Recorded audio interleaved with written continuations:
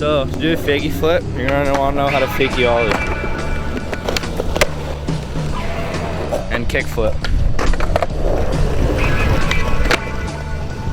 So to do the fakie flip, this shoe's gonna be right here in the pocket. Make sure you're like comfortable with it.